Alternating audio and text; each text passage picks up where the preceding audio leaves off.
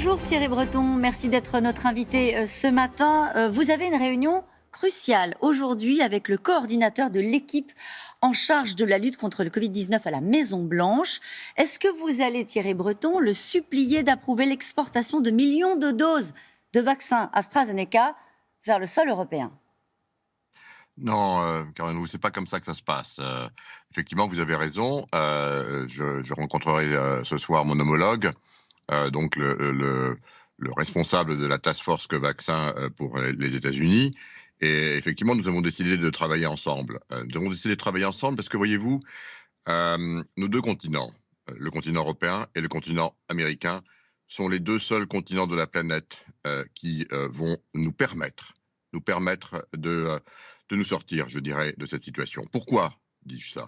Eh bien, tout simplement parce que nous avons en Europe la plus grande infrastructure maintenant avec les États-Unis en matière de production vaccinale. Et on le sait, le problème, c'est aujourd'hui de permettre à nos usines, tant aux États-Unis qu'en Europe, de monter en capacité. La bonne nouvelle, c'est que effectivement, on est en train d'y arriver. La production monte, c'est compliqué, et donc nous allons discuter tous les deux Mais vous en avec nos espérez équipes quoi de cette respectives de réunion, la Thierry façon dont Breton ? nous allons pouvoir précisément non seulement travailler ensemble, mais aussi harmoniser les relations qui existent parce que les chaînes d'approvisionnement sont étroitement liées entre l'Europe et les États-Unis, et donc on va discuter de tout ça. La France accélère sa campagne de vaccination. Elle se fixe comme objectif 10 millions de personnes vaccinées d'ici au 15 avril. Voilà le nouvel objectif. Vous qui avez le nez sur les commandes de doses de vaccins, est-ce qu'on les aura de quoi faire ces 10 millions d'injections, en tout cas 10 millions de personnes vaccinées ?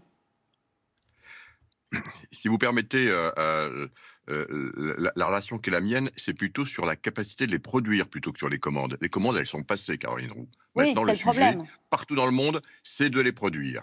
Et je le dis parce que c'est bien ça l'enjeu, et c'est bien ça l'enjeu industriel.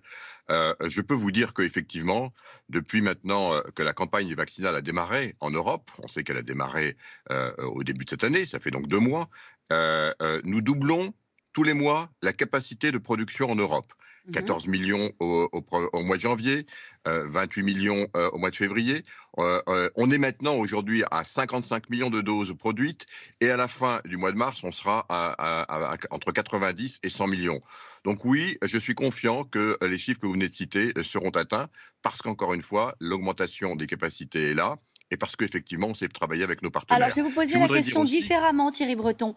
Est-ce que augmenter la capacité de production, ce que vous faites en visitant les sites, les uns après les autres depuis quelques semaines, cela va permettre de combler, de compenser le retard accumulé par certains laboratoires qui n'ont pas pu honorer leurs commandes? Alors vous l'avez compris, hein, avec mon équipe, on fait plus que visiter les sites, vous l'avez bien compris, puisqu'on a une équipe maintenant assez large qui permet précisément de faire en sorte que les laboratoires travaillent mieux ensemble, que les usines travaillent mieux ensemble, que lorsqu'il y a précisément un problème pour un laboratoire, vous en citez un, et bien que d'autres puissent compenser.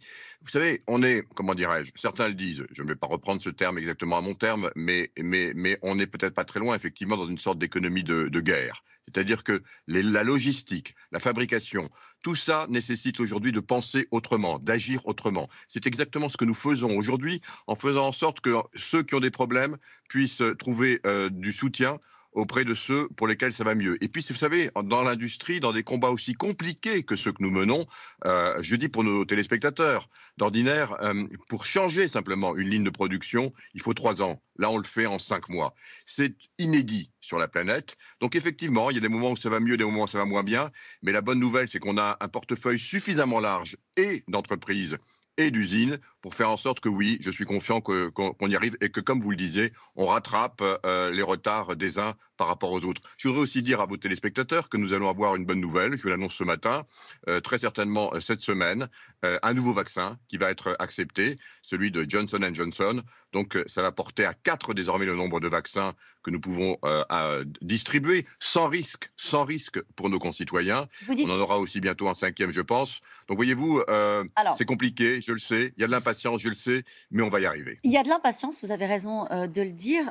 Certains d'ailleurs disent qu'il y a tellement d'impatience qu'il faudrait se tourner vers le vaccin russe, le Sputnik V. Est-ce qu'il pourrait être disponible en Europe ? Est-ce que les demandes d'homologation sont d'ores et déjà lancées officiellement vis-à-vis de l'Agence du médicament européenne ? Alors, il y a maintenant un certain nombre de vaccins sur la planète, hein. La plupart viennent d'Europe, hein, je le dis à nos téléspectateurs. Aujourd'hui, la plupart des vaccins ont été inventés en Europe, en très grand nombre. Il y en a un, effectivement, qui a été mis en œuvre en Russie. Le problème des vaccins qui ne sont pas, je dirais, développés ni aux États-Unis ni en Europe, c'est qu'ils ne trouvent pas usine pour les fabriquer. C'est très compliqué, Caroline Roux, de fabriquer des Pourquoi? vaccins. Les Russes, parce que on fabrique pas un vaccin comme on fait un masque FFP2. C'est une technologie extrêmement compliquée. Les Russes, qui sont de très bons scientifiques, pour lesquels moi j'ai beaucoup de respect scientifique, ont beaucoup de mal à fabriquer leurs vaccins et donc viennent se tourner vers nous pour pouvoir faire en sorte que nos usines puissent le fabriquer. Bien sûr, il faudra certainement aider les Russes comme d'autres, mais pour l'instant, évidemment, la priorité, c'est que nos usines puissent tourner sur les vaccins européens. À partir du moment où on va commencer à avoir, je le dis aussi pour nos téléspectateurs, à la fin de cette année, on aura entre 2 et 3 milliards de capacité de production en Europe. Tout ça, évidemment, c'est très important. Mmh. L'ensemble de nos concitoyens européens seront évidemment vaccinés, mais il faudra vacciner l'Afrique. Et puis oui, il faudra aussi aider les Russes, oui. Certains pays européens n'ont pas attendu. Je voudrais avoir votre sentiment là-dessus. La Hongrie, la Slovaquie, la République tchèque se tournent d'ores et déjà vers le vaccin russe, alors qu'il n'a pas été encore une fois validé par les instances sanitaires européennes. Vous le regrettez? Certains, Non, pas le du fait que tout. certains fassent cavalier Non, seul d'une certaine non, je ne manière. regrette. Non, moi je ne regrette rien parce que je suis, je dirais, sur le terrain et je sais très bien que, encore une fois, c'est pas parce que on va effectivement, et les États membres ont le droit de faire ce qu'ils veulent sur les vaccins qui ne font pas partie de notre portefeuille.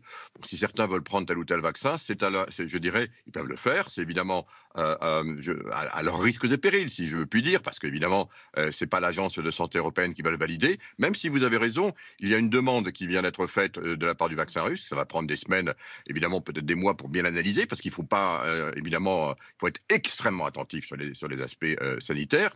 Non, j'étais du reste moi-même vendredi en Hongrie. Je me suis entretenu longuement avec le Premier Ouais. ministre, M. Viktor Orban. Voilà, il y a 200 000 doses qui vont arriver. Bah, ces 200 000 doses, l'Union européenne en fournit 11 millions. 11 millions, donc voilà.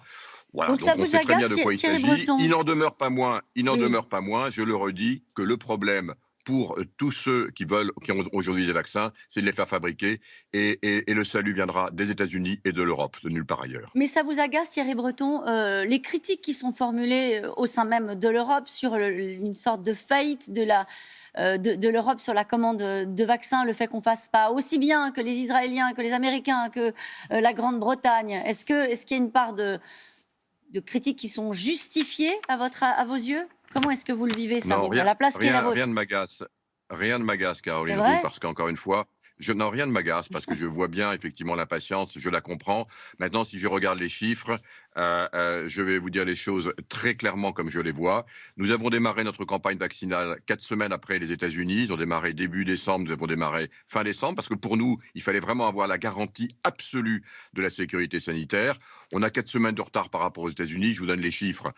Aujourd'hui, on est à 55 millions de doses. Les Américains sont à 91 millions de doses. On sera, nous, à la fin du mois de mars, entre 90 et 100 millions. Donc, on retrouve, si vous voulez, ces 4 semaines de décalage. Non, on est sur les mêmes tendances. Alors, effectivement, ce qui s'est passé en Israël, c'est tout à fait particulier. Israël est à la fois un grand pays, évidemment, mais c'est un petit pays en nombre d'habitants, vous le savez. Et donc, pour pouvoir avoir des vaccins avant les autres, Israël a fait, je dirais, un accord un peu Ouais. particulier. Israël a donné toutes les données de santé de ses concitoyens contre 4 millions ou 5 millions de doses. Voilà, c'est ça de quoi on parle de Pfizer, ce qui fait que les chiffres sont ce qu'ils sont. On n'aurait jamais pu faire ça en Europe, il faut le dire les choses comme elles sont. Voilà. Merci beaucoup, Thierry Breton, d'avoir été notre invité ce matin. Merci à vous.